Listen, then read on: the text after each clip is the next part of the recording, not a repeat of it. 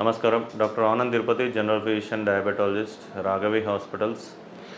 ఈరోజు మనము ఈ సమ్మర్ స్టార్ట్ అయినప్పటి నుంచి చాలామంది పేషెంట్లు వస్తున్నారు నా దగ్గరికి. కిడ్నీ స్టోన్స్, రీనల్ స్టోన్స్ వచ్చినాయని చెప్పి, కిడ్నీ స్టోన్స్ వచ్చిందని చెప్పేసి చాలామంది పేషెంట్లు వస్తున్నారు. అసలు ఏంటి రిలేషన్ కిడ్నీ స్టోన్స్కి సమ్మర్కి ఏంటి రిలేషన్? సమ్మర్లోనే ఎక్కువ మందికి కిడ్నీ స్టోన్స్ వస్తాయా ఏంటనేది మనం ఈరోజు డిస్కస్ చేద్దాం.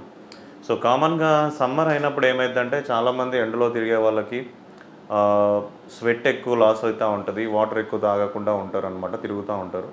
అట్లాంటప్పుడు మన బాడీలో డీహైడ్రేషన్ ఎక్కువ అవుతూ ఉంటుంది. ఎప్పుడైతే మన బాడీలో డీహైడ్రేషన్ అవుతూ ఉంటుందో మనకి కిడ్నీలో ఏమైందంటే స్టోన్స్ ఫామ్ అయ్యే ఛాన్సెస్ ఉంటుంది, కాల్షియం ఆక్సలేట్ స్టోన్స్ అన్నమాట. సో ఎప్పుడైతే మన బాడీలోంచి వాటర్ లాస్ అవుతున్న కొద్దీ మన కాల్షియం అనేది ఏంటంటే మన కిడ్నీ లోపల వెళ్ళి అక్యుములేట్ అయిపోతూ ఉంటుంది. అక్యుములేట్ అయిపోయి ఒక చిన్న స్టోన్ లాగా ఫామ్ అవుతూ ఉంటుంది.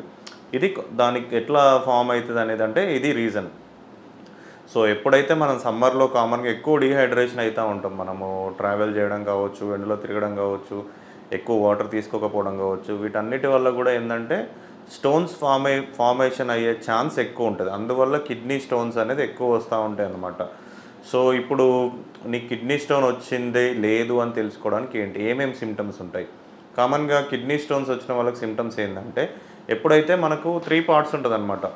కిడ్నీలో అప్పర్ యూరెటర్, లోవర్ యూరెటర్ అని ఉంటుంది అనమాట. సో ఫస్ట్ కిడ్నీలోనే మీకు స్టోన్ ఉన్నప్పుడు సిమ్టమ్స్ ఎలా ఉంటాయి? యూరినరీ బ్లాడర్ కింద నుంచి మనకు బ్లాడర్ అంటే మనకు ఫస్ట్ యూరెటర్ ఉంటుంది. యూరిన్ అక్కడ నుంచి కలెక్ట్ అయిపోయి యూరిన్ బ్లాడర్లోకి వెళ్ళిపోతూ ఉంటారు.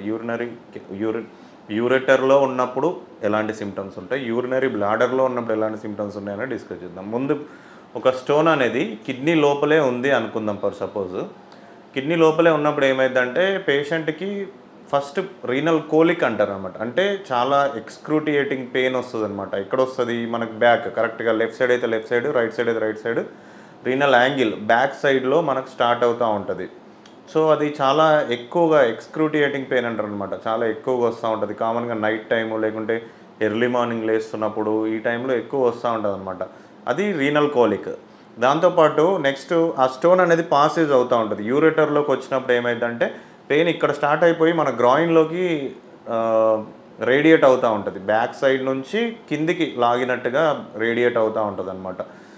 అది యూరెటర్లో ఉన్నప్పుడు. ఇంకొకటి యూరినరీ బ్లాడర్లో ఉన్నప్పుడు ఏమైందంటే పేషెంట్కి యూరిన్ పాస్ చేస్తున్నప్పుడు మంట రావడము, నొప్పి రావడము, యూరిన్ సరిగ్గా వెళ్ళలేకపోవడము, లేకుంటే మొత్తం మనకు ప్యూబిక్ ఏరియాలో మొత్తం పెయిన్ రావడము, ఇట్లాంటివన్నీ కూడా యూరినరీ బ్లాడర్లో స్టోన్స్ ఉన్నప్పుడు వచ్చే సిమ్టమ్స్. సో వీటిలన్నిటిలో మోస్ట్ కామన్ ఏంటంటే రీనల్ స్టోన్స్, యూరెటర్ స్టోన్స్ అనేది మోస్ట్ కామన్గా ఉంటాయి అన్నమాట.